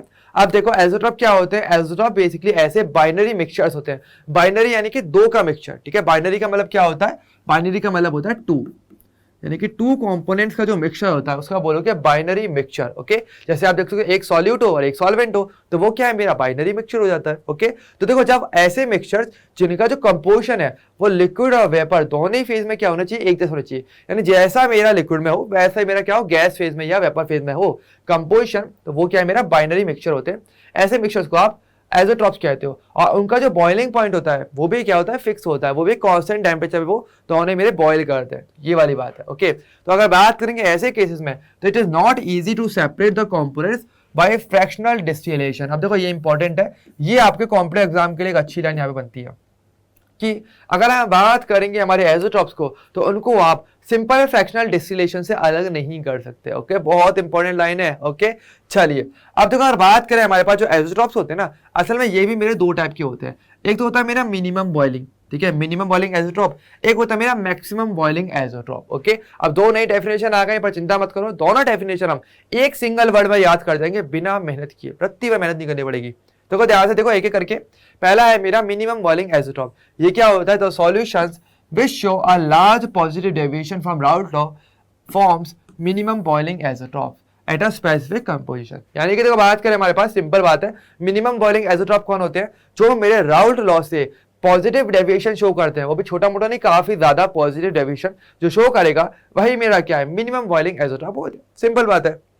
यानी कि अगर आपने राउल्ट लॉ अच्छे से समझ लिया तो ये दो डेफिनेशन आगे की तो आप और आराम से कर सकते हो। ठीक है, तो मिनिमम बॉइलिंग कौन सा होता है, जो राउल्ट लॉ से पॉजिटिव डेविएशन शो करता है, लार्ज पॉजिटिव डेविएशन, वो बेसिकली मेरा कौन सा है, वही मेरा है मिनिमम बॉइलिंग एज़ोट्रॉप। ठीक है, एग्जांपल्स की बात करते हैं तो और अच्छे से क्लियर होगा। जैसे कि अगर मैं बात करूं एथेनॉल एंड वाटर, इनका जो मिक्सचर होता है ना, ये बेसिकली मेरा राउल्ट लॉ से पॉजिटिव डेविएशन शो करता है, यानी कि मिनिमम बॉइलिंग एज़ोट्रॉप में ही आएगा। आप देखो ध्यान दो, यहाँ पे कुछ थ्योरी है आपकी बुक की, बहुत अच्छी थ्योरी है, जहां से बहुत ही छोटे छोटे पर अच्छे क्वेश्चंस आपके 1 नंबर में बन जाते हैं। थोड़ा ध्यान से देखना क्या है हमारे पास। देखो for example ethanol water mixture obtain bye fermentation of sugar. आप जानते हो शुगर का फर्मेंटेशन करते हो तो आपको इथेनॉल और वाटर का मिक्सचर मिलता है। ठीक है, on fractional distillation gives the solution containing approximately 95% by volume of ethanol.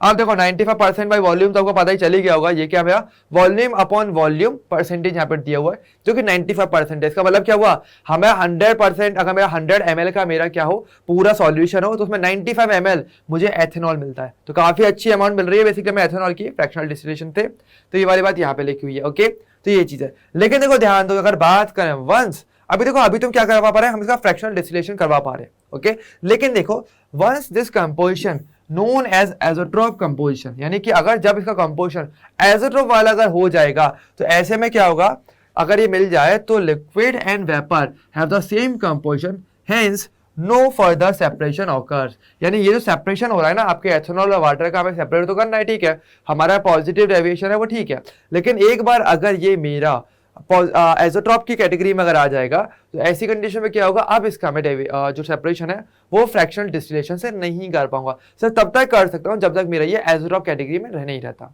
तो ये बात यहां पर आती है, और ये है मेरा कौन सा, पॉजिटिव डेविएशन की बात है। ओके, अब देखो सेम बात करेंगे फिर मैक्सिमम क्या हो जाएगा मेरा दूसरा टाइप का, वो इसका जस्ट अपोजिट होगा, यानी कि the solution that shows large negative deviation from Raoult law will show या will form a maximum boiling isotope at specific composition। ठीक है, ये वाली बात है। स्पेसिफिक कंपोजिशन यानी कि हर टाइम पे ऐसा नहीं होता, पर कुछ पर्टिकुलर कंपोजिशन ऐसी होती है जहां पर ये चीज देखने को मिलती है।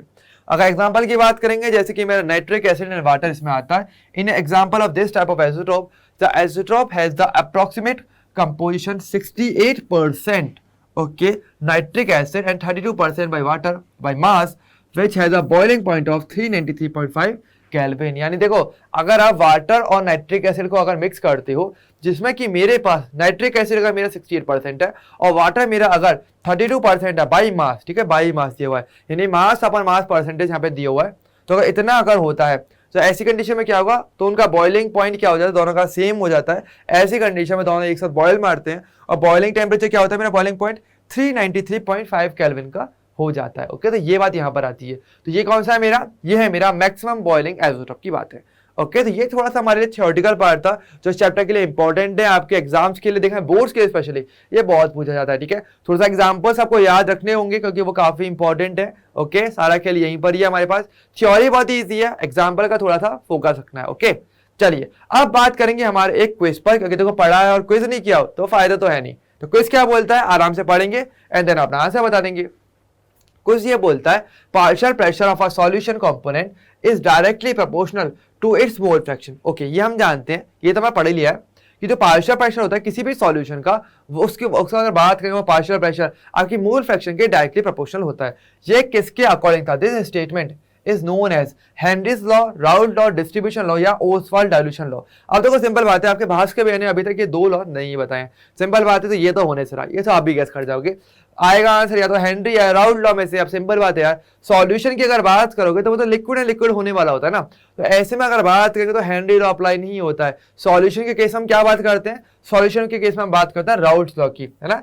चाहे वो आपका सॉलिड है लिक्विड हो, चाहे वो आपका लिक्विड है लिक्विड, दोनों केस में जो सॉल्यूशन बनता है वो बेसिकली मेरा राउल्ट लॉ के अकॉर्डिंग है। ध्यान रखना, हेनरी लॉ तो कब आता है, वो तो तब आता है जब गैस को आप डिसॉल्व करते हो अपने लिक्विड्स के अंदर, तो वो अलग बात है। इसका आंसर होगा ऑप्शन नंबर बी। तो ऐसे कंफ्यूजन क्वेश्चन आपको मिल जाता है एग्जाम में, और ध्यान रखना ऐसे क्वेश्चन है जो सारे नंबर ऊपर नीचे करते हैं। ठीक है, तो हेनरीज लॉ और राउल्ट लॉ में कंफ्यूजन सबसे ज्यादा मिलता है, तो इसलिए वो आई होप सभी को क्लियर रहा होगा। ओके, चलिए अगर बात करें नेक्स्ट क्वेश्चन की, आप देखो ये न्यूमेरिकल है। जैसे मैंने बताया भाई सॉल्यूशन चैप्टर है, न्यूमेरिकल हम करते हुए चलेंगे साथ के साथ, ताकि आपके न्यूमेरिकल वाला पार्ट भी स्ट्रॉन्ग होता रहे टाइमली। ठीक है, देखो क्या क्वेश्चन दिया है, क्वेश्चन बहुत ही सिंपल है। 3 moles of p and 2 moles of Q are mix. ठीक है, मेरे पास P और Q दो मेरे कंपाउंड्स हैं, जिनमें P मेरे 3 मोल्स हैं और Q मुझे 2 मोल दिया हुआ है। Okay, are mix, what will be there total vapour pressure of the solution if there partial pressure is 80 and 62। Okay, अब देखो ध्यान दो, यहाँ पर ये जो प्रेशर दिया हुआ है ना, ये असल में आपको प्योर प्रेशर दिया हुआ P और Q के लिए, और आपको बोला जा रहा है कि भाई इसके लिए टोटल प्रेशर आपको निकालना है। तो सिंपल बात है, डाल्टन्स लॉ क्या बोलता है मुझे, डाल्टन्स लॉ मुझे कहता है कि P टोटल क्या हो जाएगा मेरा, P of P plus P of Q, दोनों के पार्शियल प्रेशर को मैं ऐड कर दूंगा। और पार्शियल प्रेशर कैसे निकालते हैं वो मेरा राउल्ट लॉ बताता है, और वो क्या होता है मेरा, वो होता है मेरा x ऑफ P ऑफ, क्या होता है मेरा पार्शियल प्रेशर, इसका क्या हो जाएगा P not P x P plus P not Q x Q. दोनों के लिए मैं क्या करूंगा, इंडिविजुअली राउल्ट लॉ लगा दूंगा, और यही तो क्या मेरा P टोटल का फॉर्मूला हो जाता है। तो वही वाली बात है, बस फॉर्मूले को यूज करना है। अब देखो मुझे P नॉट P और P नॉट Q क्वेश्चन में दिया हुआ है, सारा गेम कहां पर है मेरा, बस एक्स यानी कि मोल फ्रैक्शन निकालने में। मोल फ्रैक्शन निकालना बहुत ही ईजी है। देखो मोल फ्रैक्शन क्या होता है मेरा, जिसके लिए भी मोल फ्रैक्शन निकालना हो उसके लिए क्या करोगे, जैसे XP है तो क्या हो जाएगा, उसके मोल तो ऊपर अपॉन टोटल मोल नीचे, यानी NP plus NQ। Mole fraction ऐसे तो निकाल दो, जिसके लिए भी मोल फ्रैक्शन निकालना है उसके मोल से ऊपर रखना और नीचे टोटल मोल से आप डिवाइड लगा दो। टोटल कौन सा होगा, P और Q के मोल। तो देखो क्या होगा हमारा, तो XP तो मेरा क्या हो जाएगा मेरा, देखो P के मोल क्या दिए 3, तो 3 अपॉन में 3 प्लस 2 यानी कि 3/5 क्या हो जाएगा मेरा मोल फ्रैक्शन हो जाएगा। और इसी तरीके से मैं XQ भी निकाल सकता हूँ, क्या हो जाएगा मेरा, इसके मोल्स कितने 2, और 2 और 3 प्लस 2 क्या हो जाएगा 5, यानी कि 2/5। ठीक है, तो 2Q के मोल्स अपॉन टोटल मोल 5, ये हो जाएगा क्या मेरा इनका मोल फ्रैक्शन। अब कुछ नहीं करना, सारा डाटा मेरे पास आ चुका है, अब कुछ भी नहीं करना, बस हमने को फॉर्मूले में रखना है, थोड़ी सी कैलकुलेशन और पे काम हो जाएगा। तो देखो सिंपल बात है, इसका पार्शियल प्रेशर कितना दिया मुझे प्योर में, वो दिया 80। ठीक है, तो 80 तो ये हो जाएगा इनटू में 3/5 प्लस PQ कितना दिया हुआ मुझे, Q का पार्शियल प्रेशर दिया 60, तो यहाँ पर क्या हो जाएगा 60 इंटू में 2/5। अब करना ही क्या, अब तो बस सिंपल सॉल्व करना है, कर लो सॉल्व। तो 5 से 80 कर जाएगा 16 टाइम्स, और 16 इंटू 3 क्या हो जाएगा मेरा 48 प्लस 5 to 60 करेगा कितनी बार 12 टाइम्स, और 12 इंटू 2 यानी कि 24, और इसको मैं ऐड करूंगा और मेरा काम हो गया। क्या हो जाएगा मेरा इसका एडिशन, इसका हो जाएगा एडिशन 72 आ जाएगा। बेसिकली किसमें आएगा मेरे टॉर में। टॉर क्या होती है, देखो ध्यान रखना, टॉर असल में प्रेशर की यूनिट होती है, जैसे कि ATM होता है, बार होती है, टॉर भी क्या है प्रेशर की यूनिट। तो यूनिट्स का थोड़ा सा ध्यान रखना, जो प्रेशर की यूनिट यहाँ दी होगी क्वेश्चन में, वही यूनिट आप आंसर में भी लगा के आओगे, और तभी बोला जाएगा कि आपने सही तरीके से यूनिट्स लगाई और सही आंसर लाओगे। ओके, तो इसका आंसर क्या हो जाएगा मेरा 72 टॉर, यानी कि ऑप्शन नंबर 3 मेरा इसका करेक्ट आंसर हो जाता है। ओके, और इस तरीके से आपको बेसिकली अपने क्वेश्चन करने होते हैं न्यूमेरिकल्स के भी। तो बहुत ही इजी क्वेश्चन है, इसी एक क्वेश्चन के अंदर हमने डाल्टन एंड राउल्ट दोनों ही हमने एक ही बार में क्लियर कर लिए। ओके तो ये वाली बात है। और इसी के साथ हमारा आज का जो सेशन है वो कंप्लीट हो जाता है। तो थैंक यू एवरीवन, आज का सेशन हमारा कंप्लीट हो गया। आई होप सभी को मजा आया होगा। ये वाला पार्ट थोड़ा थियोरेटिकल था, थोड़ा न्यूमेरिकल था, लेकिन हमने सॉल्युबिलिटी जो हम लास्ट टाइम देख चुके थे जिसमें हेनरी लॉ आया था उसका भी हमने यहाँ पे कंपैरिजन देखा जो कि बहुत ही इंपॉर्टेंट है। और डिफरेंस हेनरी लॉ और राउल्ट लॉ का स्पेशली आपको याद रखना है। आपके एग्जाम्स में आप देखना प्रीवियस ईयर में बहुत बार ये क्वेश्चन आया हुआ है, तो अच्छे से अपने को रखना है। और कोई डाउट आपका रहे तो आप कमेंट सेक्शन में पूछ सकते हो। इसके अलावा इस टॉपिक आपके पास कभी आपको बता ही देते हैं, तो ये वाली बात यहाँ पर आती है। तो सभी लोग वीडियो को लाइक करना, शेयर करके रखना, और नेक्स्ट लेक्चर जल्दी आएगा, उसका हम फटाफट अच्छे तरीके से चैप्टर को फिर कंप्लीट कर लेंगे। तो आज के लिए इतना ही, अब हम मिलेंगे नेक्स्ट लेक्चर में, तब तक के लिए bye bye and take care.